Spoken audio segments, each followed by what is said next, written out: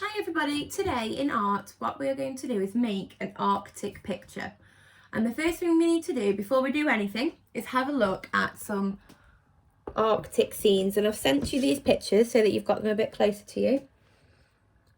So what I'd like you to look at is the colour palette, which means the different colours that have been used, but also the shapes that you see in the pictures. So let's have a little look through and then I'll go back to the beginning. So look at the colours and then the shapes that you see.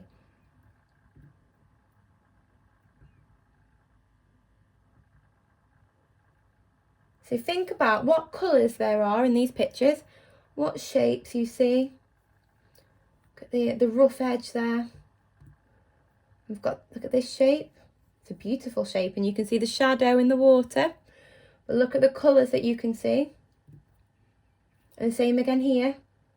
Look at that lovely shape the ice is made in the water. And look at the two contrasting colours. So we've got the dark blue and the white. So think about the colours that you can see. Because what we're going to do is we are going to make our Arctic picture through collage. And I know we might have limited things that we can use at home. So what I've done, because I haven't got much at home that I can use, I've found lots of random things. So I've got some kitchen roll that I'm going to use.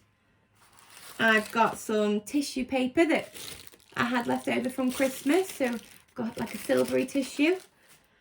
I've got some wrapping paper. And then I've got some coloured paper that I've found.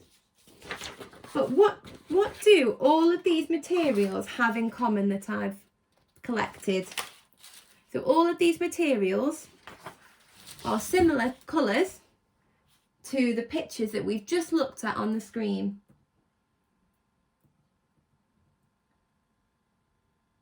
So we've got whites and greys and blues, and there's little bits of green that you can see in the water. Okay, so what we're going to do is we are going to make a collage. We're going to tear pieces of the materials that you can find, tear them or cut them, but think about how you can make the shape that you're going to make more interesting. Sometimes it will look better if it's cut, but sometimes it might look really nice if you've torn the edge. Okay, so I found some glue, but it took me ages to find that because I didn't think I had any. So I was going to use sellotape. So I'll show you how to do that in a minute. So the first thing I'm going to do is have a look at these pictures and think, right, so I've got my colour palette sorted. I know which colours I'm going to use. They're as similar as I can get them to the ones that I've looked at on the screen. But now I need to look at the shapes. So what did we notice about the shapes? They're all different, aren't they? All different sizes. We've got smooth edges and rough edges. You can see there. So this is all ice in the Arctic. So have a look at those shapes and then you're going to have a go.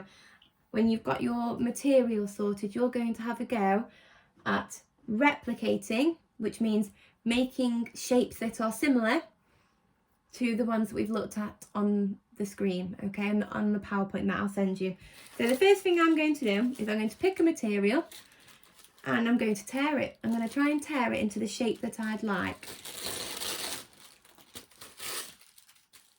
So I've got a white piece of paper that I'm going to use as my base piece of paper that I'm going to stick everything to.